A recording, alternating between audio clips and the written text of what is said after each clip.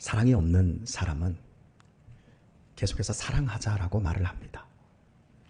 사랑이 없기 때문에 사랑의 말을 명분으로 꺼내드는 겁니다. 정치인들이 제일 많이 하는 말, 정의로움, 역사가 판단한다, 이런 이야기들을 합니다. 그들 자신에게 정의가 없기 때문에 정의로움을 이야기를 하는 겁니다. 행복한 사람은 행복합시다 라고 이야기하지 않습니다. 그냥 행복을 즐기면 됩니다. 그냥 행복하면 됩니다. 사랑이 있는 사람은 사랑합니다 라고 말할 필요가 없어요. 그냥 사랑하면 되는 거예요. 정말 정의로운 사람은 정의를 명분으로 내세울 이유가 없어요. 그냥 사는 것 그 자체가 정의일 수 있는 거예요. 참, 우리 이렇게 해서 경건해지도록 하십시다. 우리 경건하게 한번 살도록 하십시다. 경건이 없기 때문에 독려하고 그런 것들을 무슨 캠페인식으로 끌어오는 겁니다. 여러분은 이 교회를 어떻게 생각하십니까? 교회란 이러이러해야 한다라고 하는 명분을 가지고 있어요. 교회는 깨끗해야 합니다. 교회는 순결해야 합니다. 교회는 사랑이 충만해야 합니다. 이런 것들이 우리 안에 명분으로, 우리의 환상으로 다 가지고 있어요. 그런데 실제로 우리가 교회 안에 돌아와 보면 거리가 굉장히 먼 경우들을 느끼게 되어져요. 신앙생활을 오래 하신 분들보다 이제 막 교회에 첫 발걸음을 띄워놓은 사람들이 한 신앙생활 한 1년 정도, 2년 정도 하다 보면 이런 말을 종종 합니다. 나 교회에 와봐서 나 실망을 참 많이 했습니다. 왜 사람들이 이렇게 나쁜 사람들이 많은지 모르겠습니다. 이런 얘기를 해요. 그 사람들의 이야기 잘못된 게 아니에요. 그 사람들이 잘못 본 게 아니에요. 그 사람들이 갖고 있는 생각 속에 교회는 의로운 사람들, 깨끗한 사람들, 사회적으로도 훌륭한 사람들이 교회 안에 있을 거라고 생각한 착각이 교회 안에 어떻게 이렇게 나쁜 사람들이 많지요? 이렇게 말하고 있을 뿐이지, 실은 교회의 진실은 교회에 나쁜 사람들 많아요. 교회에 정말 야비한 사람들 많아요. 교회에 겉다르고 속다른 사람 많아요. 자기 가정 하나도 다스리지 못하면서 막 떵떵거리고 막 그런 사람들 많아요. 사회적으로 괜찮은데 속은 음란하고 정말 치졸한 사람들 많이 있어요. 그러면 세상에는 그런 사람들 없나요? 세상에도 있어요. 교회 안에 들어와서 실망하는 이유는 교회에 대한 환상을 가지고 있기 때문에 스스로가 실망하는 거예요. 목사님이 어떻게 저런 말을 하지? 목사도 사람이에요. 어떻게 장로님이 저렇게 술을 먹을 수 있지? 먹으면 안 되지만 장로님도 사람이에요. 사회생활을 하시는 분이에요. 그런데 그런 것들을 우리가 바라보면서 어떻게 그럴 수 있는가? 그 사람의 환상이에요. 그러면 그 사람은 좋은 사람인가요? 아니요. 그 사람도 좋지 않아요. 교회에서 비판을 제일 많이 하는 사람을 들여다보면 그 사람이 사실은 비판을 제일 많이 받아야 될 위치와 받아야 될 상태에 있는 경우가 더 많습니다. 원망을 많이 하는 사람을 들여다보면 그 사람의 내면이 원망으로 가득 찼기 때문에 원망을 하는 거예요. 교회는 죄인들이 모여 있는 거예요. 세상은 자기들이 죄인인 줄을 모르는 상태에서 의인이라고 착각하면서 우리도 착하게 살고, 우리도 장애인 센터라든지 우리도 어려운 사람에게 기부도 하고 살아. 우리는 죄 없어. 그런데 교회 안에는 나는 죄인입니다. 예수님이 없으면 안 되는, 예수님의 보배로운 피 없이는 아무런 소망이 없습니다. 라고 죄인인 줄 아는 죄인들이 우글우글거리는 곳, 그것이 바로 교회인 거예요. 그래서 교회는 문제가 안 생길래야 안 생길 수가 없어요. 교회는 끊임없이 문제가 생깁니다. 우리 교회에 정말 99%는 문제 없어요. 우리 교회처럼 문제없이 정말 행복하게 우리 성도들이 협력자라고 겸손하고 이런 교회 사실 찾아볼 수 없어요. 정말 우리 교회 좋은 교회예요. 여러분이 아멘을 하는데 우리 교회 정말 좋은 교회예요. 그런데도요, 그 한 0.1%의 사람들 때문에 막 버겁고 힘겨울 때는 나 목회를 안 하고 싶을 때도 있어요. 정말 좋은데 제가 지금까지 성탄 장로교회에서 20년 하고도 한 4, 5개월을 목회를 했어요. 이 교회에서 제가 힘든 순간들이 있었어요. 그때 제가 이제 새신자 때문에 제가 힘들었을까요? 우리 학생회 학생들 때문에 제가 힘들었을까요? 제가 이 교회에서 정말 힘든 순간들이 있었어요. 그때 여러분, 제가 청년회 때문에 제가 힘들었을까요? 제가 이 교회에서 딱 힘들었던 그 순간은 정말 교회에서 교회를 잘 섬기고 너무 교회를 잘 안다라고 하는 그 사람들의 고집과 원망과 시비와 그 편견과 불순종과 이런 것들 때문에 제가 힘들었지. 제가 이제 그런 경우들을 제가 당할 때 정말 악질이다. 어떻게 사람이 이렇게 나쁠 수 있을까?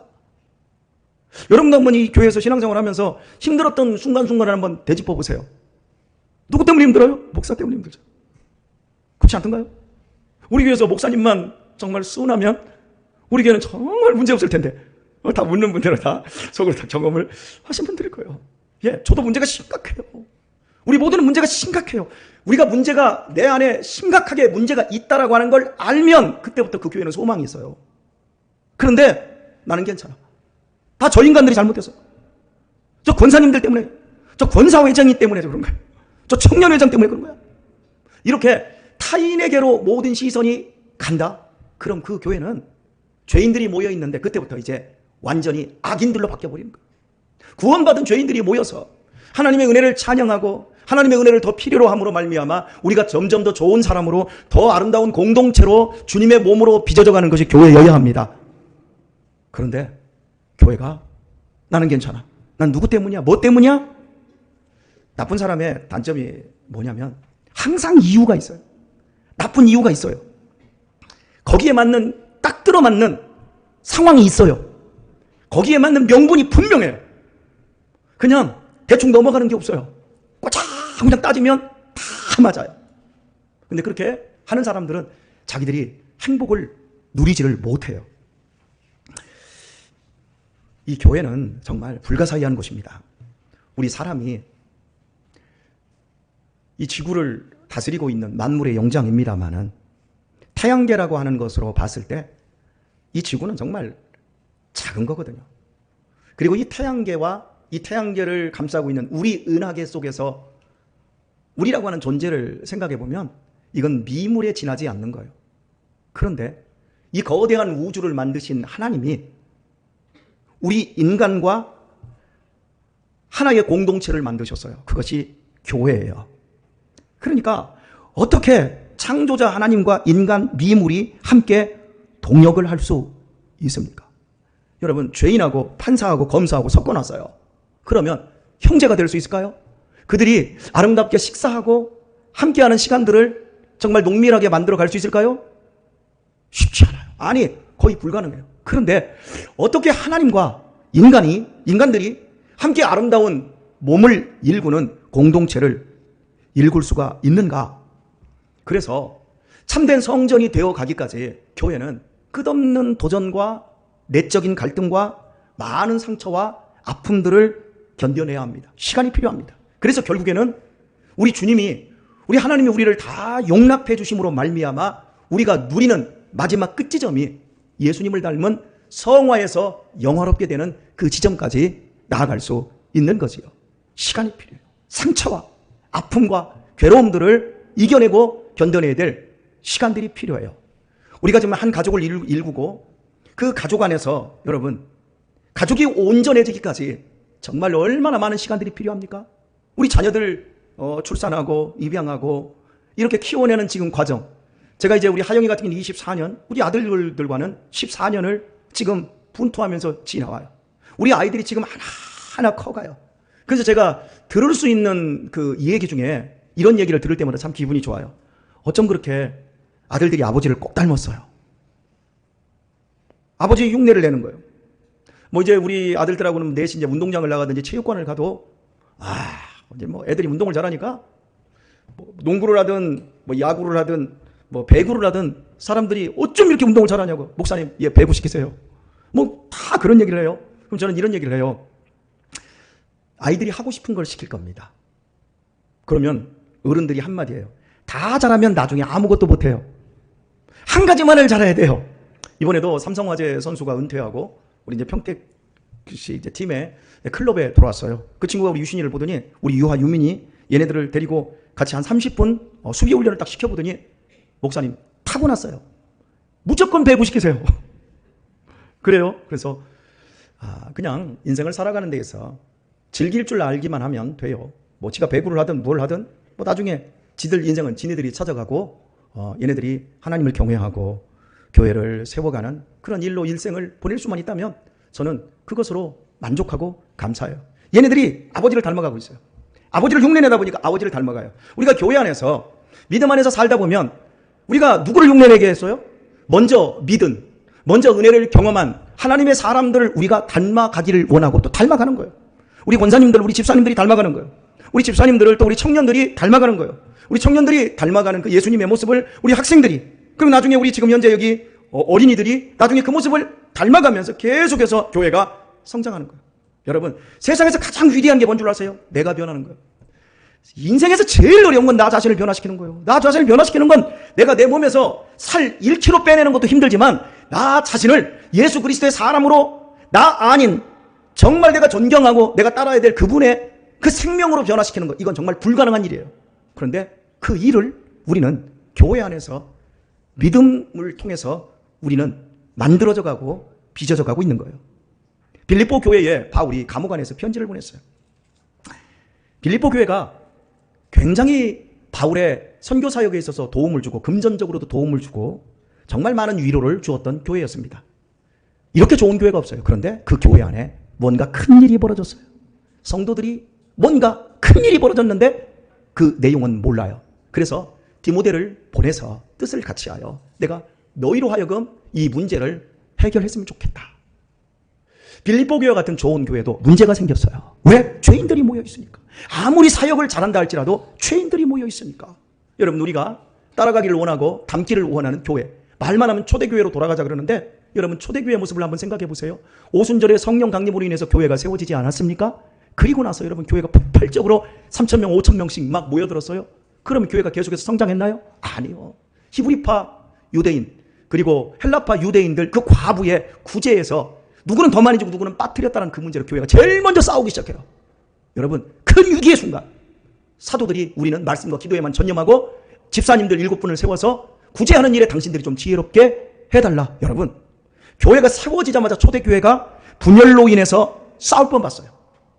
자, 그리고 그 분열의 위기가 사실은 구제하는 좋은 것 때문에 싸우는 거예요. 여러분, 교회는 성도들끼리 다툴 수 있어요. 좋은 일로 다투어요.